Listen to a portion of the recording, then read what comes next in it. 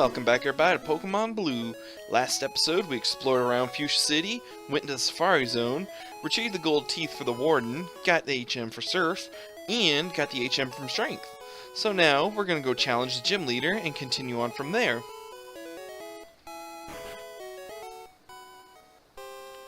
Yo, champ and Macon! Fuchsia's gym is riddled with invisible walls. Koga might appear close, but he's blocked off. You have to find gaps in the walls to reach him. So yes, the gimmick of this gym is invisible walls. But they're not really invisible, you can actually see them right there on the floor. Though if you're playing on an original Game Boy, they are invisible and hard to see. So let's continue in. Strength isn't the key for Pokemon. It's strategy.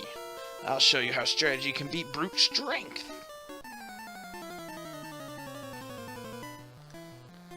So yes, this gym has a lot of jugglers in it. I don't know why, considering it's supposed to be a ninja gym.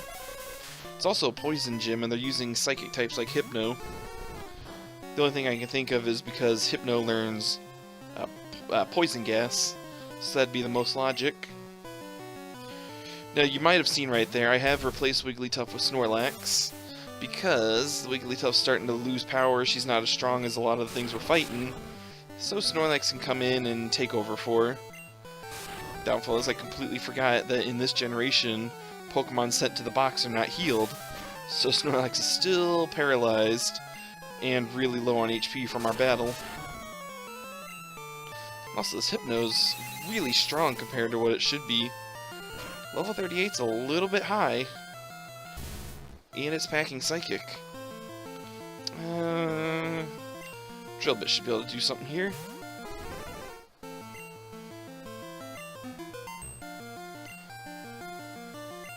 In fact, I don't even think the gym leader's Pokemon are as strong as Hypno.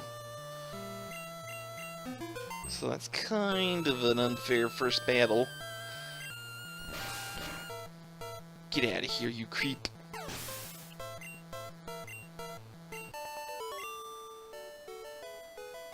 What? Extraordinary! So you mix brawn with brains? Good strategy. Yeah, but I gotta go heal up. Two of my members are already almost out. Alright, we're back. Let's try this again. Back into the maze of invisible walls and jugglers.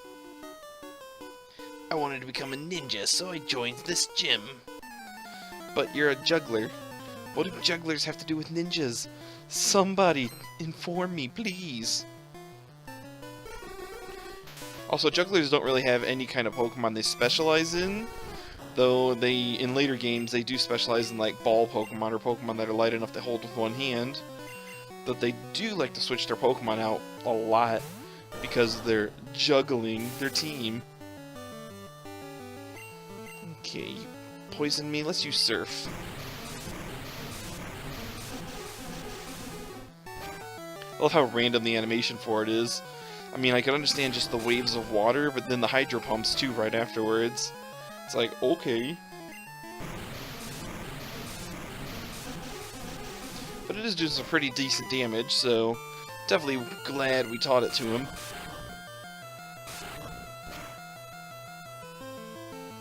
Alright, and you are done.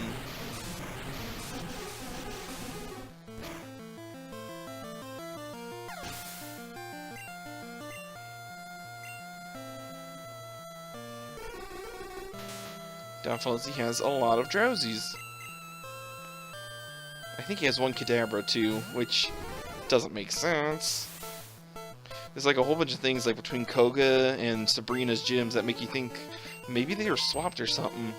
The Soul Badge and the Marsh Badge feel like they should have been swapped because of Poison Swamps and all that. And then the Psychic types in the Poison gym. It's just all sorts of randomness. Brought in your Kadabra and got hit with a really powerful fly.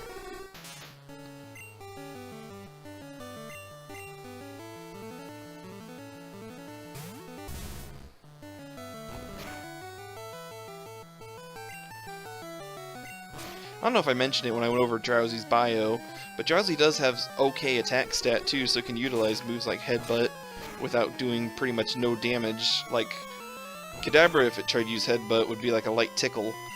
Drowsy can actually do some damage with it. I mean, not enough that you should be worried, but it's there.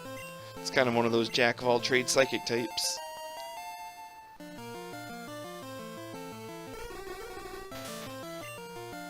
And I was hoping Dig would be useful in this gym. Poison types are indeed weak to ground. And now I can one-hit KO Drowsies with it. I'm done for!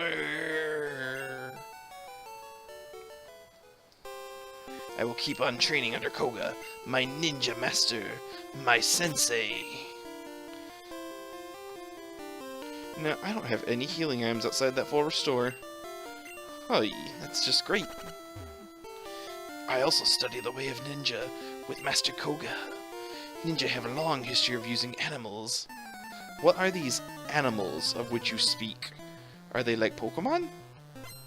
Oh hey, we have a tamer. I thought this gym was exclusively jugglers.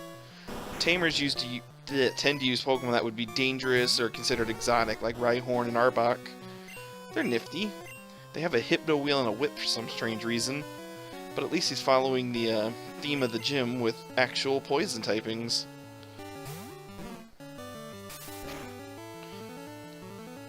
Alright, let's see what we got here, Roly-Poly. Your debut battle is against a giant snake. And you're doing really good.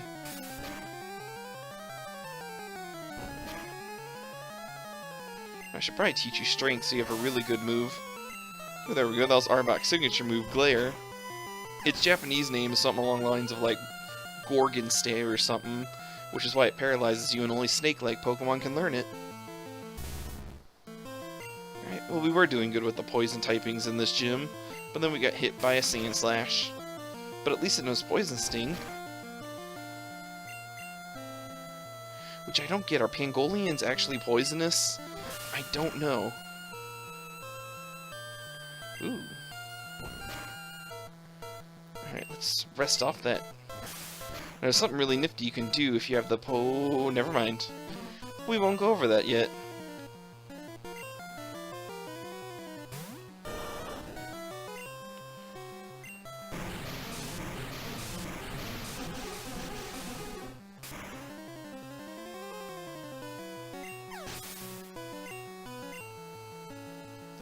And another Arbok. At least you were almost 3 for 3.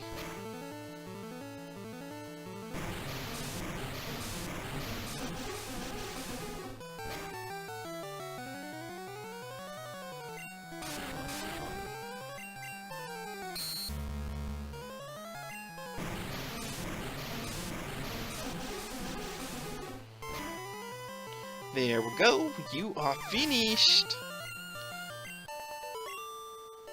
Yeah, his giant Hypno Wheel Lollipop. Ow! I still have much to learn. Haha. This guy right here is blocking you from getting to where you need to be. You know, I'm gonna go heal up real quick. All this poison's getting annoying.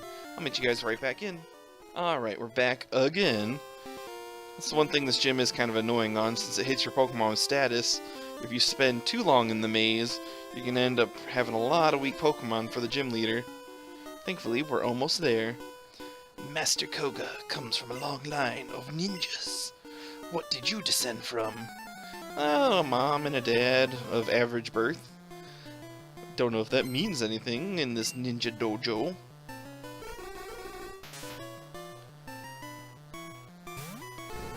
You know, I keep leading with Velveteen, even though I know she's not going to be able to do anything to these Drowsies. But there's like some part of me that wishes they lead with a grass poison type.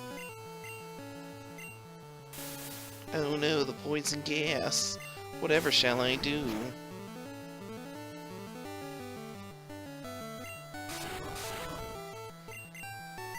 Oh, the Ripply Psychic. That did some okay damage. Guess I'll show off what I was gonna mention last time I sent Roly-Poly out, but was cut short. That's a good thing, too. Now, normally when you use Rest, you have to wait 2 turns, but if you have the Poke Flute, you can use Rest, then next turn use the Pokemon Flute, and be ready to go the turn afterwards. So essentially, you get a extra one less turn on the rest counter.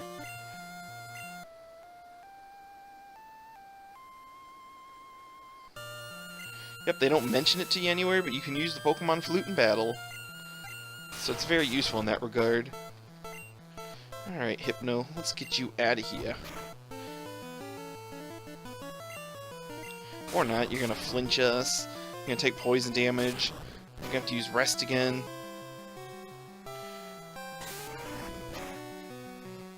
Also worth noting, I think this Hypno, since it's level 34, unlike the level 38 one we fought at the beginning, isn't strong enough to know Psychic yet. So they actually get weaker the further in we go. Maybe it's some sort of ninja technique. Put your strongest grunt at the beginning so they think all the ones inside are even stronger. But it won't work on me. I've seen through your smoke and mirrors.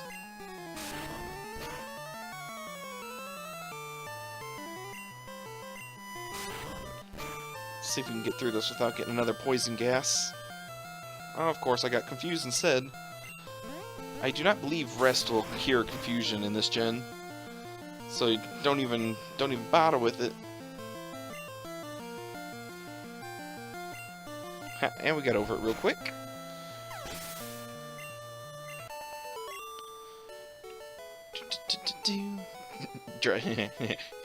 Drop my balls. Where there's light, there is shadow. Light and shadow, which do you choose? Neither. This guy looks different from all the rest. He must be the gym leader. Alright, Drisney, you're really close to evolving. Let's lead with you. A mere child like you dares to challenge me? Very well. I shall show you true terror as a ninja master. You shall feel the spare of poison and sleep techniques.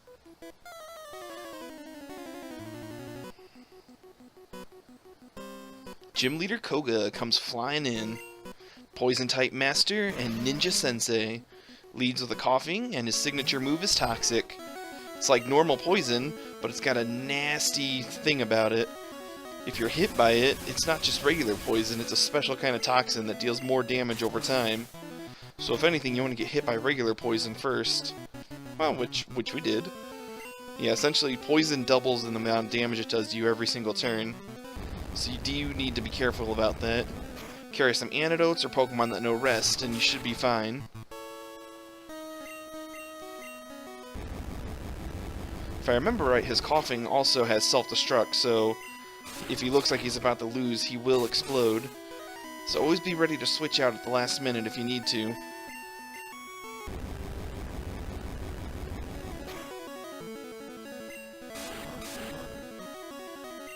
Alright, I think he's gonna explode next turn.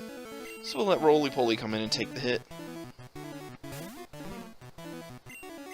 I mean, that full paralysis is really nice and it's helping out.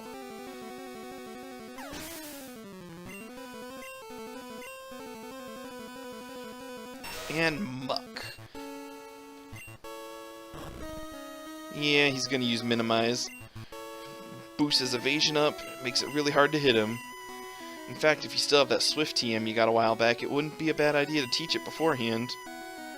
Thankfully, unlike later generations, it doesn't seem like Koga's gonna spam it. He used it once so far. Although I am surprised he hasn't used Toxic yet. Seems like the perfect time to do it while your evasion's up. Oh, here comes double Minimize. It's nice in later generations. I believe if you use Body Slam on somebody that used Minimize, you'll never miss. And it does double damage, because, I mean, you are smashing somebody that just got really tiny. Ooh, Roly-Poly leveled up. Another coughing. I just want to get some experience on Drisney. She's really close to evolving. Alright, maybe this is the exploding one. He boosted its attack stat, so it'll do even more damage when it goes.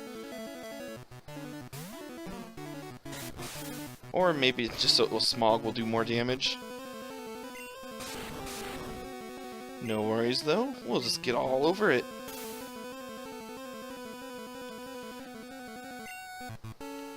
course, now instead of reducing or increasing his evasion, he's going to reduce our accuracy. Yeah, he claims to be all about sleep and poison techniques. He hasn't used a single sleep technique yet, but he has used poisoning techniques. In fact, I'm the one doing sleep techniques here. Koga's more about accuracy modifiers. Ooh, and he's got essentially the equivalent of a swords dance going too. So his sludge attacks are starting to hurt a little bit. Alright, well, I don't want to switch out.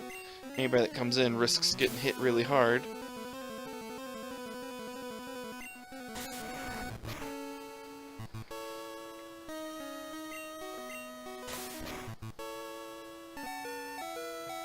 Alright, if we can hit it one more time. Oop, strength is out of power points. That hasn't happened in a while. Aw, snap. Just a wee bit shy. No worries, I believe Dryznia outsped the other one, so she should easily outspeed this one. Which means we don't take poison damage, which means we don't have to worry as much. I believe this is our first time seeing a Weezing, with its tumorous twin on the side there. It's Koga's last Pokemon, level 43, it's a lot higher than all the other things we fought. So do be prepared for a bit of a struggle. If you have any powerful Pokemon with Psychic-type moves or a Ground-type move on your team, now's the time to use it. Or Koga can end the battle on his terms, I guess. I mean, whatever floats your boat, man.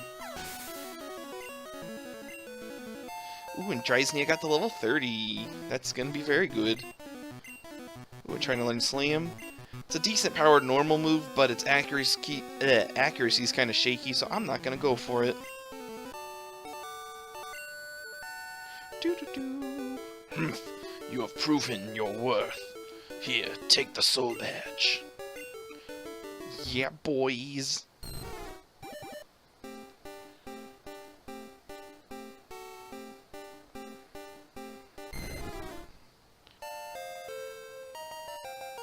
Now that you have the Soul Badge, the defense of your Pokemon increases. It also lets you surf outside of battle. Take this too. TM06 contains Toxic. It is a secret technique over 400 years old. Yeah, it's your signature move, you didn't even use it, buddy. But yeah, we got an evolution out of that battle. So that's actually kind of nifty. Need to go heal up from this poison. And then, we're going to go explore all the areas that we've already seen that we can get to with Surf. So, I'll meet you guys at a couple new spots and we'll be right back. Alrighty, with Fly at our disposal, we can easily get to anywhere we need to go. And with Surf, we can explore a couple new spots. Now, normally what we do is we go from Fuchsia, we can go down south to a dungeon and a new island. Or we can go to Paladin and go down south from there to a new island. Or we can go up here, to Cerulean City, and go out towards Route 10. There was a river out there we couldn't quite access. So let's go explore. I'll get Prickles to cut down the shrub again, and I'll meet you guys over there. It is refreshing to see Prickles back in the party after a long time, isn't it? Even after we thought we were done with him, he always finds a way to come back. So let's see here. Let's put Velveteen at the front of the party. And let's continue onwards. I mean, none of these trainers are going to be challenging me. We've already beat the tar out of them last time we were here. So we'll just continue on to Route 10. It's much quicker without these constant stoppings.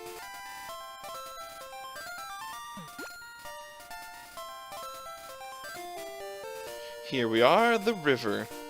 So we come out here. To use Surf, you just select the Pokemon that knows it. And you tell it to surf. And there we go, we're on the water. In our little weird seal-like blob body.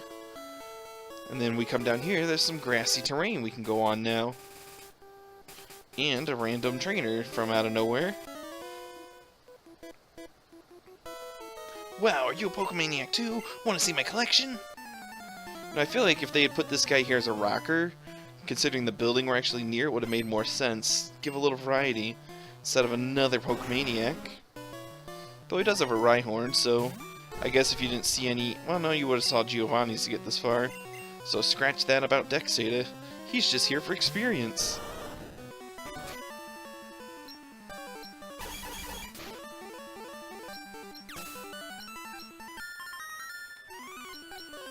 Ooh, Confuse Ray.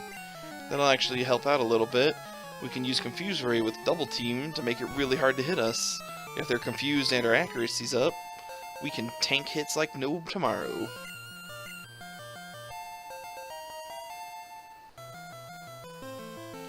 Ooh, and a Lickitung. Yeah, we could have traded for one of you guys a while back.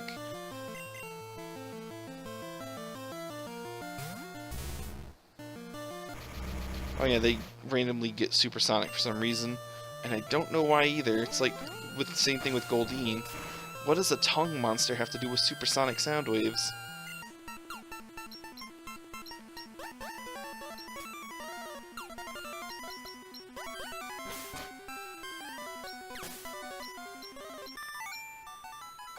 Humph, I'm not angry. I'm gonna get even. I have more rare Pokemon at home. Yeah, that's why I lost. I didn't bring them all with me. So yeah, you come here, there's this giant building. It's like, what is this? The power plant. Technically, it's the abandoned power plant. Yeah, this is our first optional dungeon. Sounds like a Team Rocket base, doesn't it? But it's not. There is something really nifty at the end of this place, but we're not going to be ready for it yet for quite a while. Just want to show it off for you guys to get it in your memory. I will go over the new encounters that are here because I do plan on catching one of them.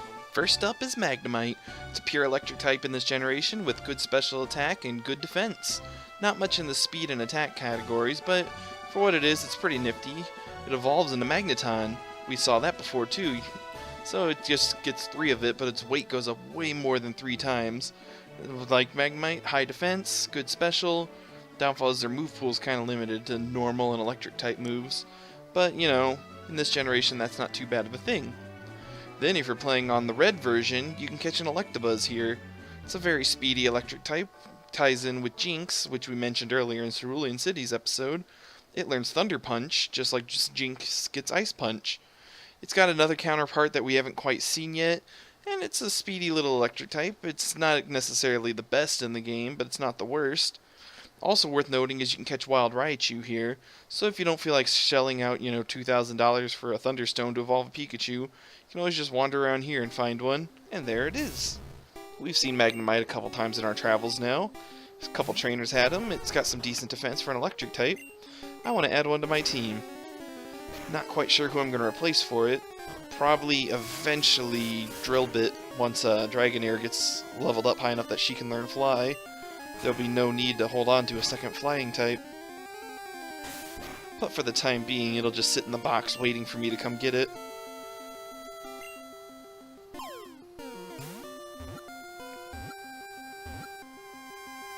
Alright, Magnemite was caught. The Magnet Pokemon, using anti-gravity to stay suspended, appears without warning and uses Thunder Wave and similar moves. Yes, we are going to name you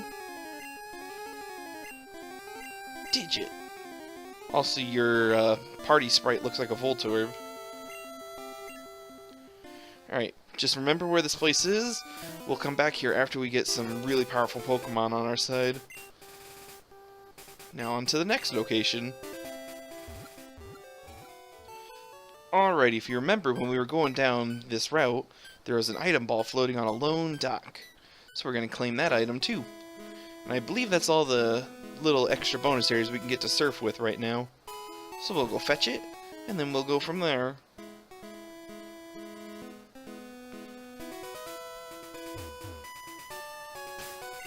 Ooh, not Pokedex, I want Pokemon.